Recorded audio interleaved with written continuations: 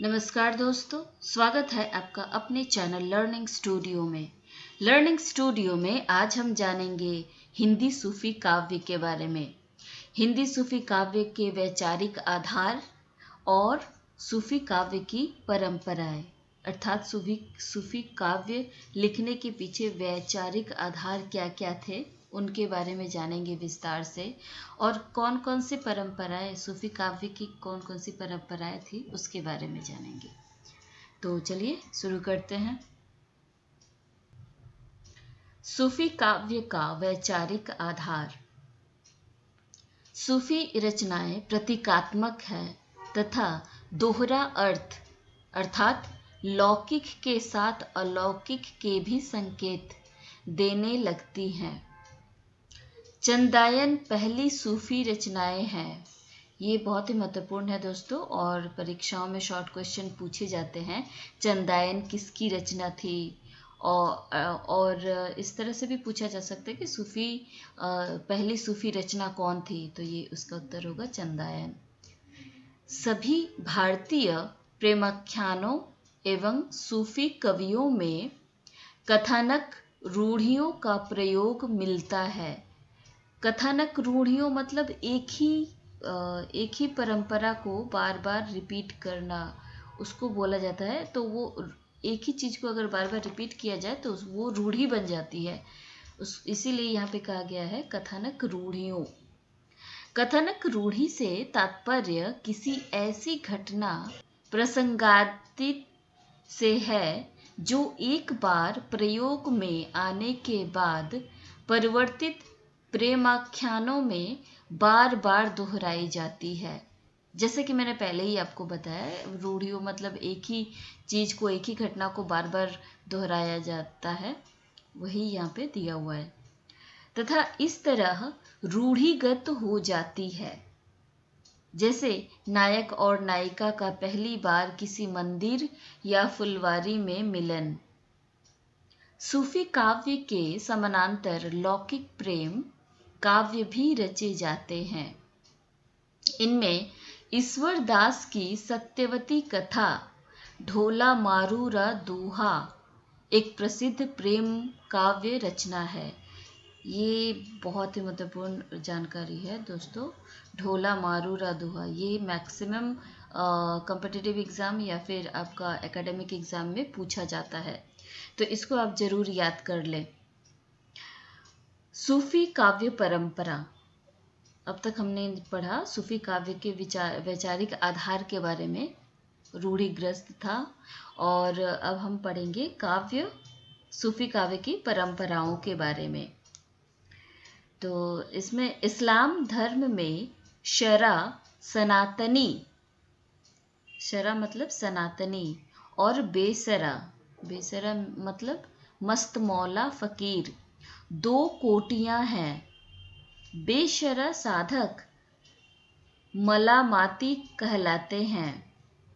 भारतीय सूफी मुख्यतः बेशरा संप्रदाय के हैं। इनके प्रमुख उप संप्रदाय हैं चिश्त, कादिर, सुहरवर्दी,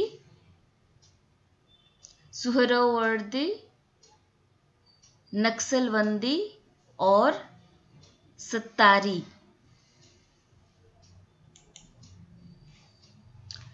सूफी मत का आदि स्रोत साई मत में मिलता है। सूफी मत का आदि स्रोत शाई मत में मिलता है। सूफियों का प्रमुख तत्व प्रेम यहीं से आया है। इसके अतिरिक्त सूफी मत के विकास में मानी मत तथा प्लेटिनस के चिंतन का भी प्रभाव पड़ा है। सूफी मत का प्रभाव भक्ति काल की प्राय सभी धाराओं पर कुछ न कुछ पड़ा है, पर प्रेमाख्यानक काव्यधारा पर यह सर्वाधिक है। सूफी मत का अपना विश्व तत्व ज्ञान है, किंतु कथा प्रबंध में तत्व ज्ञान का आग्रह घुल मिल गया है। इन्होंने परम सत्ता के मधुर दाम्पत्य भाव भी जोड़ा है, अन्य कोई भाव नहीं। संसार में उसी की प्रतिछवि है, संसार में उसी की प्रतिछवि है, यह प्रतिछवि में उसका प्रतीक है।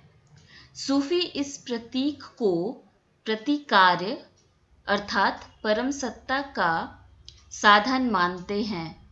इसीलिए उनके यहाँ प्रेम और उसमें भी विरह की प्रधानता है। सूफी प्रेम की पीर के कवि कहे जाते हैं। इन्होंने प्रबंध काव्य ही लिखे हैं। अवधी भाषा में दोहा चौपाई में कड़वक बद्ध है, लेकिन अनुराग बांसुरी में दोहे की जगह वैरव का प्रयोग है। सूफी प्रबंध काव्य मसनवी शैली में रचित है, अर्थात सर्गबद्ध नहीं है। काव्य को घटनाओं के शीर्षक में विभाजित किया गया है। सूफियों के अनुसार इश्क मिजाजी अर्थात लौकिक प्रेम, इश्क हकीकी अलौकिक प्रेम का पहला सोपान है। उन्होंने स्वयं को पुरुष तथा परंपरा को नारी रूप में चित्रित किया है, जिसमें प्रेम की तीव्रता व्यंजित होती है। आत्मा या साधक परंपरा रूप नारी अलौकिक सौंदर्य पर मुग्ध होकर प्रेम के मार्ग प्रति निरंतर आगे बढ़ता जाता है। भारतीय सूफियों ने सूफी मार्ग की 4 अवस्थाओं का उल्लेख किया है। साधक क्रम से इन उच्चतर शरीयत को पार करता है। ये 4 परंपराएं नासूत, मलकूत, जबरूत और हकीकत है।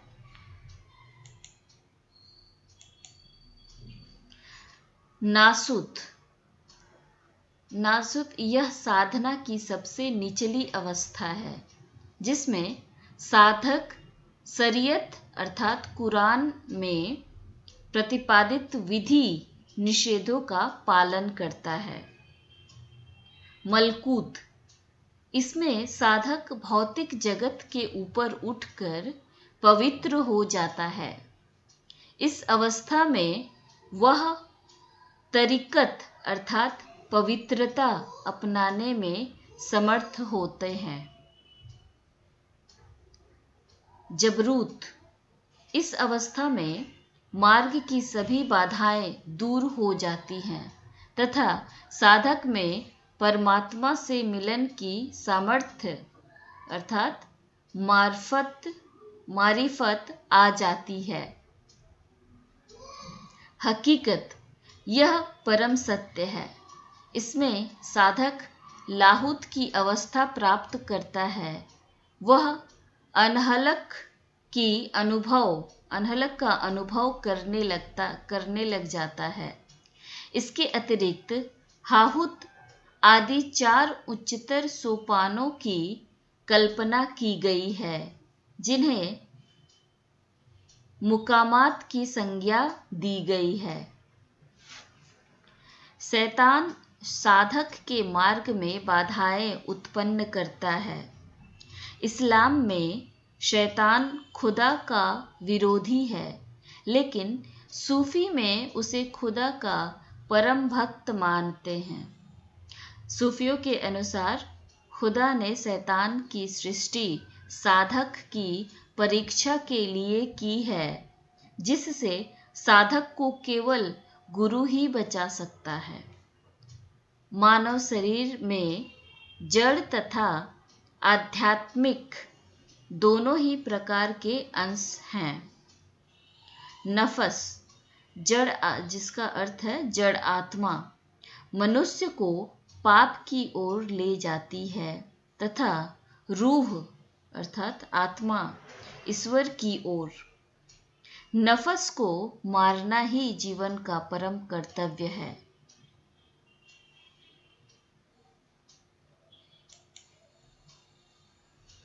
यहाँ कुछ संप्रदाय के बारे में दिया हुआ है। पहला है चिश्त संप्रदाय। चिश्त संप्रदाय की 7वीं पीढ़ी में ख्वाजा मुइनुद्दीन हुए। इस संप्रदाय में कुतुबुद्दीन काकी तथा फरीउद्दीन हुए। अगला है सुहरावर्दी संप्रदाय। सुहरावर्दी संप्रदाय का भारत में प्रचार बहाउद्दीन जकारिया ने किया। कादिर संप्रदाय।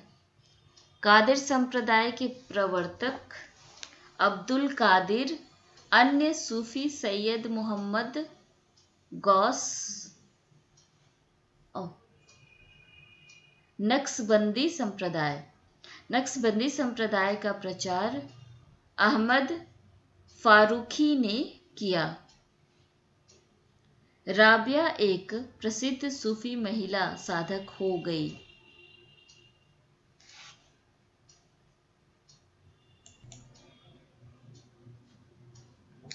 तो दोस्तों ये थी जानकारी हिंदी सूफी काव्य के बारे में, सूफी काव्य के वैचारिक आधार और सूफी काव्य की परंपरा के बारे में। और इसके बाद मैं जो वीडियो लेके आऊँगी वो हिंदी सूफी काव्य के प्रमुख कवि और काव्यों के बारे में। ठीक है, तो इस टॉपिक से रिलेटेड अगर आपका कोई प्रश्न हो और या फिर आपका कोई सुझाव हो तो आप नीचे कमेंट बॉक्स में दे सकते हैं। और बाकी आप बता सकते हैं कि आपको वीडियो ये कैसा लगा। अगर अच्छा लगा है तो आप इसे लाइक एंड सब्सक्राइब जरूर करें। और मिलते हैं किसी अगले वीडियो में। तो तब तक के लिए धन्यवाद।